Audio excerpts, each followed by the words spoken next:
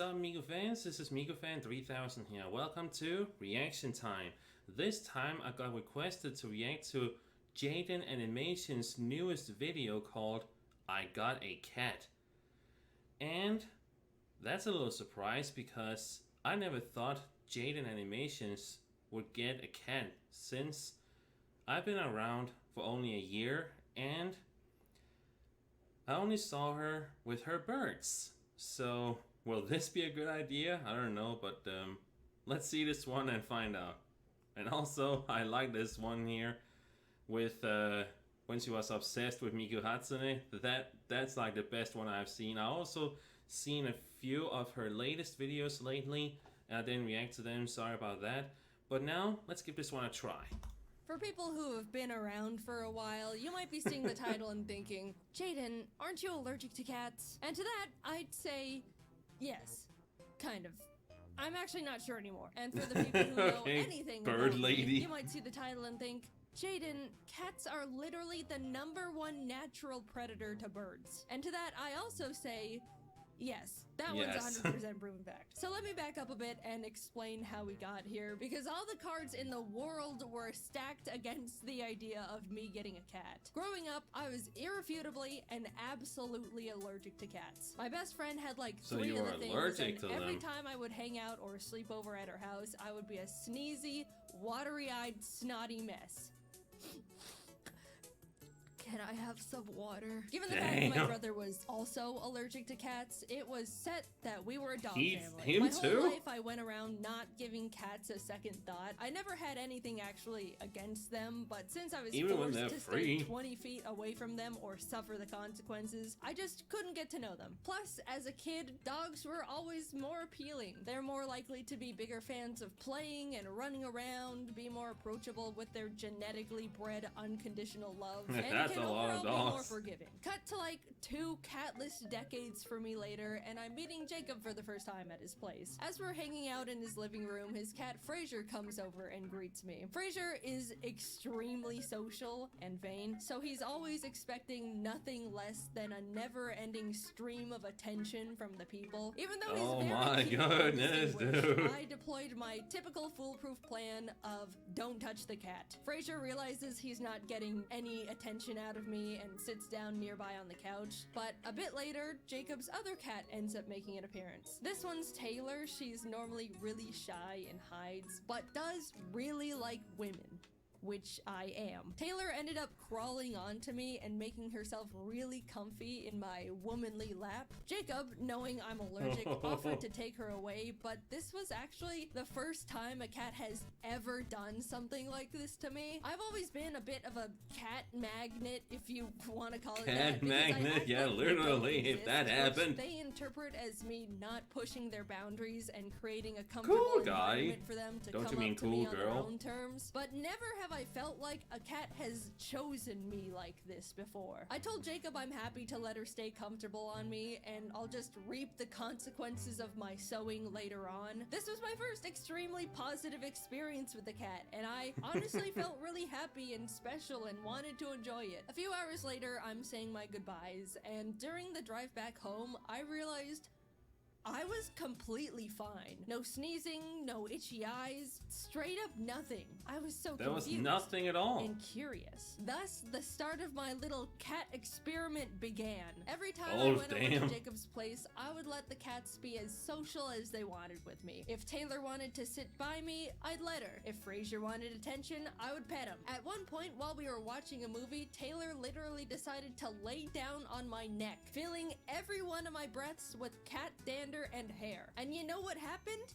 No reaction. Not even a little drip of mucus. Somehow, I know that one. Sometime, I'd grown out of my cat allergy and never noticed. Apparently, every 7 years, people's allergies have the chance to change. Maybe being surrounded by my friends' cats all throughout my childhood could have helped my body get more familiar with them. Either way, I've now unlocked the skill to survive cats. Oh, guys, it was incredible. Now that I'd been freed from my shackles, I immediately immediately started taking time to get to know cats more. Instantly, you want some tree? They felt so much more cute and cool and approachable, and it was so approach! I was really starting to like them more, especially since every time I would hang out at Jacob's place, Taylor would walk over and be around me, purr, and it was amazing to be loved by a cat. So I really like cats now. And after some time, I decided I wanted one too. Jacob and I decided to peruse a local cat rescues website just to see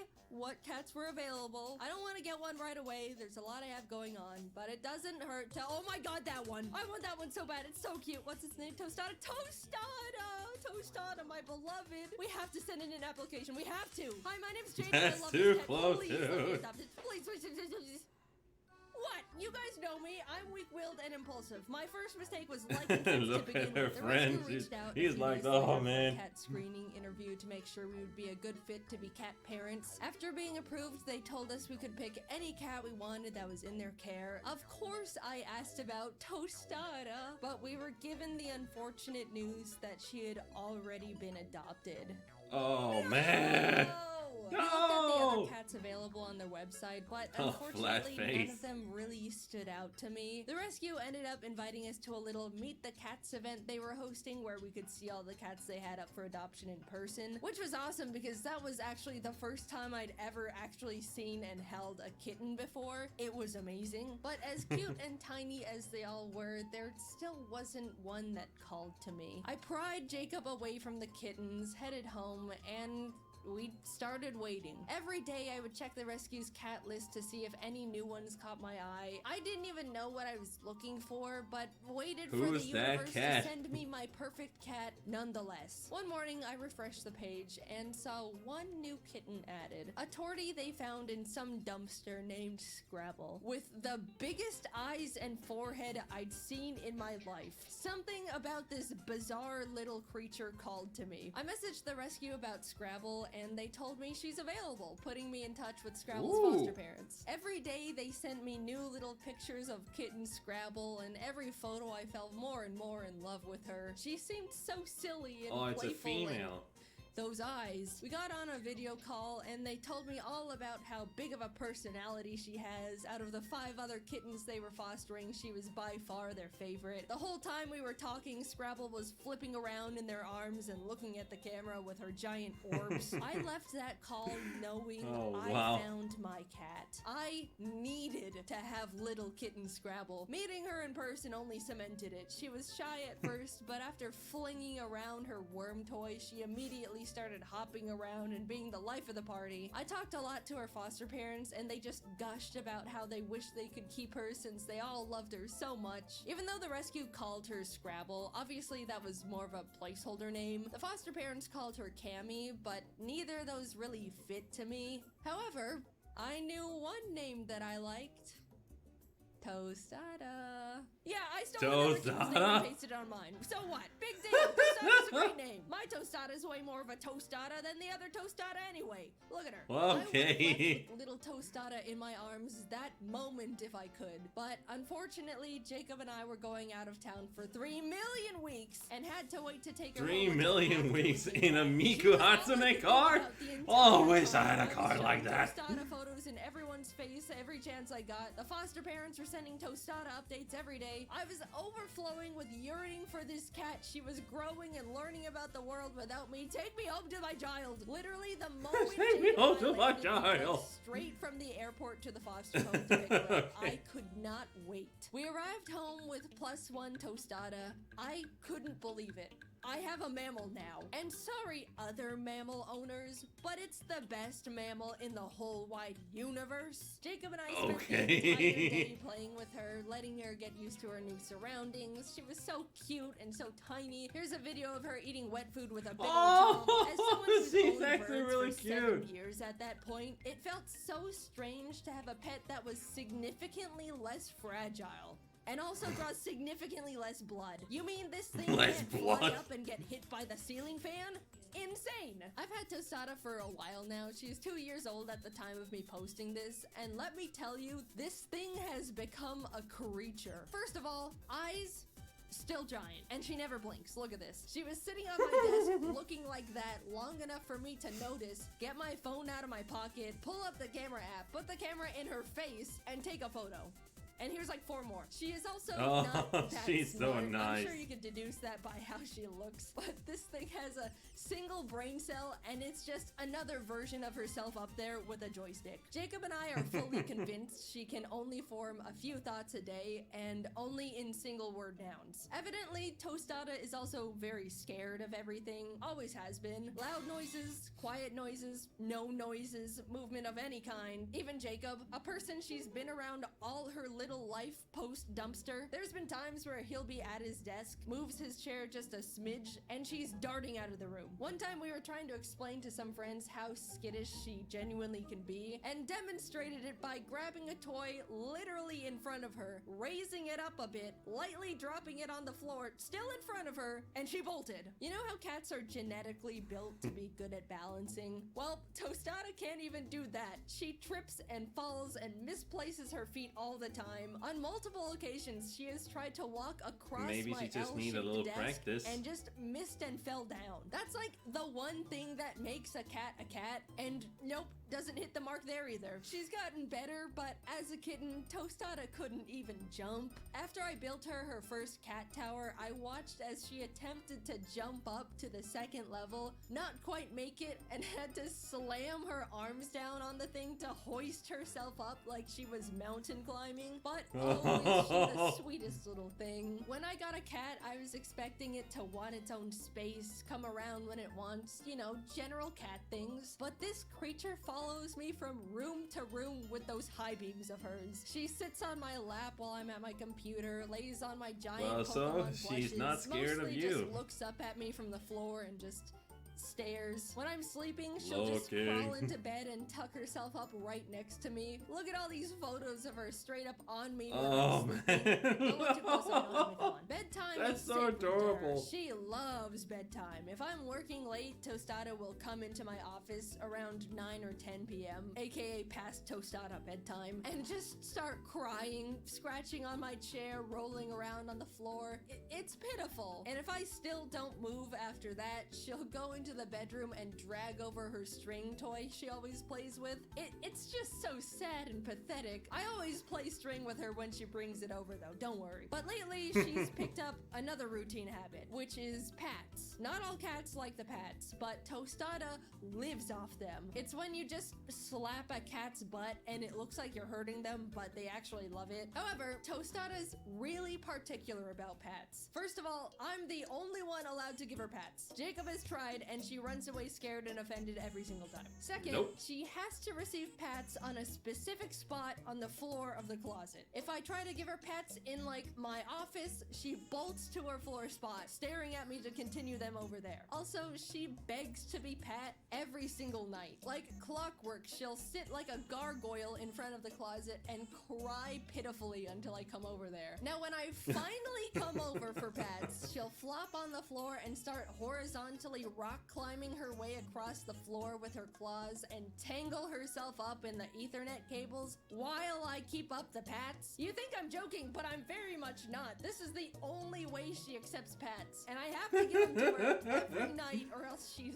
miserable. Tostada's world is so small. She's really just around me, Jacob, Taylor, and Frazier, but she loves her simple family so much. When Kitten Tostada first met Frazier, she was terrified of him. She'd been around other adult cats before, but she'd never seen a flat cat in her life, and she was mortified. Of course, she's since moved up to him, and they play together and hang out all the time, and they're best friends. But Tostada loves Taylor. Always has. She looks up to Taylor like a little baby sister admiring her cool, awesome older sibling. Unfortunately, Taylor hates it. They literally have a SpongeBob Squidward type of sibling relationship, and Tostada is so oblivious to it. Taylor has annoyingly swatted at Tostada so many times just for existing around her that Tostada now thinks it's a fun little game they play and will start chasing and swatting back at Taylor happily, not understanding cat social cues. Of course, never in a way that's too far, but just enough to get on Taylor's nerves even more. Between the three of them, they all have such different little personalities and relationships to each other. It's made our lives so much more entertaining. And to anyone concerned about the birds, don't worry. I've got Ari and Tofu very separated from the cats. They're safe in their own blocked off room, connected by a double door system that ensures no possible that's like a interaction safe between bird and cat. If anyone is thinking about getting cats and birds as pets, it is possible, but just make sure the two are very separate, especially if you have smaller birds like conures or budgies. I'm sure there's people out there that have trained their cats to be fine around a pet bird, but to me, all it takes is one accident or attack for you to just not have a bird anymore. Plus, having the two of them takes a huge amount of time and commitment. I've said it before and I'll say it forever. I love my birds to death, but they do not make good pets for the very large majority of people. In terms of allergies, I do think I was originally still a little bit allergic to Tostada, ironically. When I first got her, I was sneezy and sniffling. Nothing allergy pills couldn't fix, and it never was as bad as my original cat allergy. But I think I've been growing out of that one too, because nowadays I don't have any reaction to her at all. Bodies are a mystery. I am building my immunity to everything. Next up is rat poison. I didn't think I would no, don't take that.